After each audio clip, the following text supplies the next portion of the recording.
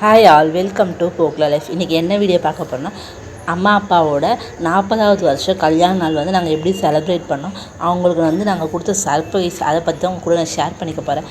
வாங்க வீடியோக்குள்ளே போகலாம். அவங்களோட வெட்டிங் டே வந்து February 6,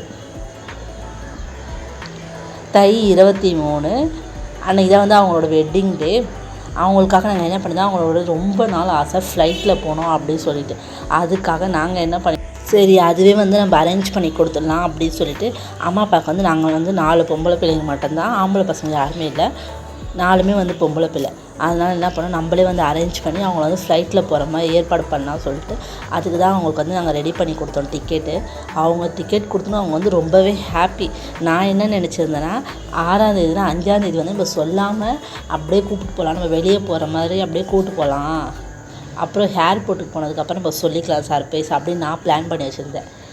இது எல்லாத்தையும் கலைக்கிறதுக்கு ஒருத்தவங்க இருக்காங்க, எங்கள் பெரிய அக்கா. அவங்க என்ன பண்ணாங்க, நீ என்ன பிளான் பண்ணுற, நான் உனக்கு பிளான் பண்ணுறேன் அப்படின்னு சொல்லிட்டு, என்னால் வந்து 5ஆம் தேதி வர முடியாது, அதனால் 4ஆம் தேதி சண்டேவே நம்ம வந்து இந்த சர்ப்ரைஸ் வந்து அவங்களுக்கு ரிவீல் பண்ணிடலாம் அப்படின்னு சொல்லிட்டு 4ஆம் தேதியே நாங்கள் சொல்லிட்டோம் சர்ப்ரைஸை. சொன்னதுக்கப்புறம் அவங்களுக்கு ஒரே ஹாப்பின்னா ஹாப்பி, அவ்வளோ பெரிய ஹாப்பி.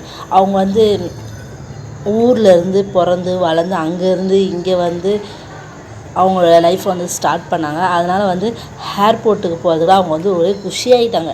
என்ன சொல்கிறது, இப்போ செம்ம காமெடிலாம் பண்ணிகிட்டு இருந்தாங்க.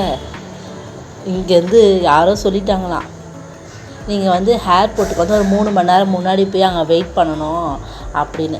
நான் சொல்கிறேன், அவ்வளோ நேரம் வேணாம், நம்ம வந்து ஏர்போர்ட்டுக்கு போயிட்டா போதும், அதுக்கப்புறம் சீக்கிரம் ஃபார்மாலிட்டிஸ்லாம் முடித்து நம்மளை உள்ளே அமுச்சிடுவாங்க அப்படின்னு. அவங்க நான் 3 மணி நேரம் முன்னாடி தான் போவேன் அப்படின்னு சொல்லிட்டு 12 மணிக்கே ஸ்டார்ட் பண்ணாங்க. அவங்களுக்கு ஃப்ளைட் டிக்கெட் வந்து 6:35 தான். அவங்க என்ன பண்ணாங்க, 12 மணிலேருந்தே ஸ்டார்ட் பண்ணிட்டாங்க, வாங்க கிளம்பலாம், போகலான்னு.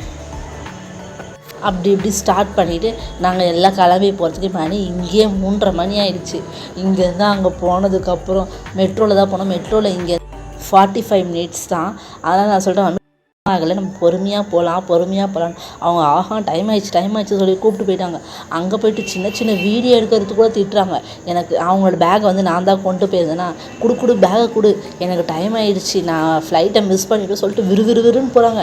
எங்களுக்கு ஒருத்தவங்க என்ன சொல்லியிருந்தாங்கன்னா, அவங்க பெரியவங்களுக்கு தெரியும், அதனால் நம்ம ஒருத்தர் வந்து உள்ளே போகலாம், போர்டிங் பாஸ் எடுத்து நம்ம உள்ளே போனால் ஃப்ளைட்டு வெயிட்டிங் ஹால் வரைக்கும் நம்ம போய் அவங்க வழி அனுப்பிச்சிட்டு வந்துடலாம் அப்படின்னாங்க. அதனால நாங்கள் என்ன பண்ணியிருந்தோம், நம்ம எங்கே முன்ன பின்ன ஃப்ளைட்டுக்கு போயிருந்தாலும் நம்மளுக்கு எல்லாமே தெரியறதுக்கு, நாங்களே அன்றைக்கி தான் போயிருந்தோம். அன்றைக்கி போய்ட்டு அந்த போர்டிங் பாஸை பற்றி விசாரிக்கிறதுக்குள்ளே அவங்க என்ன பண்ணிட்டாங்க, யாரோ கிட்ட கேட்டாங்க போல, அவங்க உள்ளே போங்க, சும்மா ஸ்ட்ரைட்டாக உள்ளே போயிட்டாங்க, பாய் கூட சொல்லலை. இந்த பக்கம் யாரோ ஏதோ சொன்னாங்க சொல்லிட்டு இந்த பக்கம் திரும்புகிறேன், அதுக்குள்ளே அவங்க உள்ளே இருந்து பாய் சொல்லிகிட்டு இருக்காங்க, நாங்கள் போயிட்டு வரோம் அப்படின்றாங்க. ஒரே சிரிப்பு. அதுக்கப்புறம் வெளியே நாங்கள் ரிட்டன் வரும்போது தான் சின்ன வீடியோ ஃபோட்டோஸ்லாம் எடுத்துகிட்டு அப்படியே பக்கத்துலேயே ஒரு மால் இருக்குது அப்படின்னாங்க.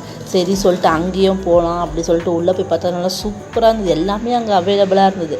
அந்த மாலுக்கு நாங்கள் வந்து ஃபஸ்ட் டைம் அங்கே போயிருந்தோம். என்ட்ரன்ஸ்லேயே வந்து இந்த ஒரு ட்ரெயின் ஒன்று இருந்ததா, அதை பார்த்தோன்னா மித்ராவுக்கு ஒரு ஹாப்பி, நான் ட்ரெயினில் போகிறேன் சொல்லிட்டு மேலே ஏறி போய் உட்காந்துட்டாங்க.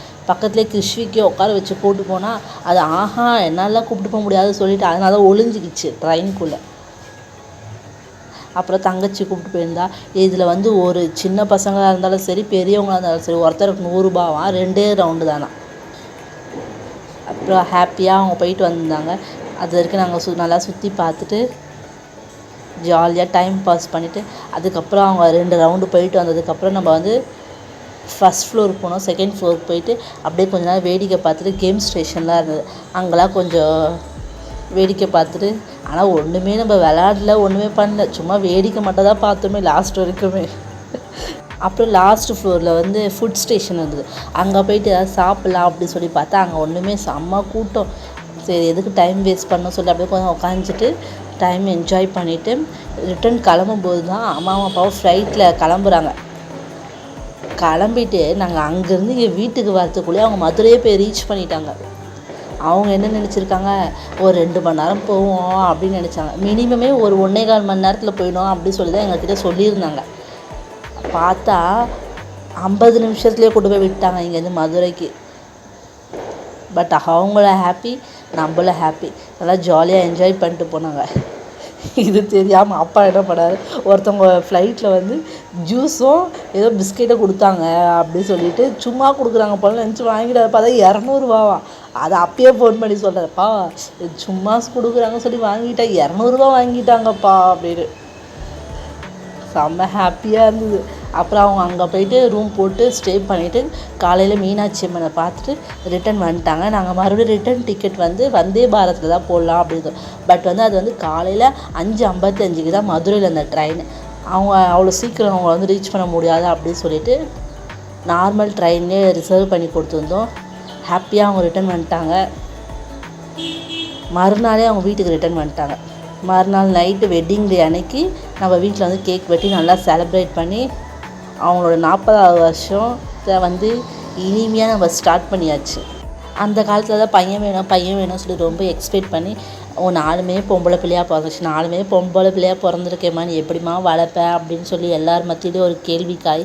நாங்கள் 4 பொம்பளை பிள்ளையாக பிறந்தாலும் நாங்கள் நல்லபடியாக கௌரவமாக வளர்ப்போம் அப்படின்னு சொல்லிட்டு இன்ன வரைக்குமே எங்களை வந்து ஒரு கௌரவமான ஒரு ஸ்டேஜில் தான் வச்சுருக்காங்க. யார்கிட்டேயும் வந்து எவ்வளோ கஷ்டம் வந்த போது கூட யார்கிட்டேயும் போய் ஒரு வேளை சாப்பாட்டுக்கு நிற்காமல் எங்களை வந்து நல்லபடியாக பெற்று வளர்த்து ஒரு நல்ல ஸ்டேஜில் இப்போ நாங்கள் இருக்கோம்னா அதுக்கு மெயின் காரணமே வந்து அவங்க தான். Once second happy wedding anniversary. நம்மளால் முடிஞ்ச அளவுக்கு நம்ம வந்து பெற்றவங்களை வந்து ஒரு ஹாப்பியாக மைண்டில் வச்சுக்கணும். நெக்ஸ்ட்டு அடுத்த ஜென்மம் நம்மளுக்கு ஒன்று இருக்குமா இருக்காது தெரியாது, நம்ம எல்லாம் வந்து ஒன்றா பிறப்போமான்னு தெரியாது.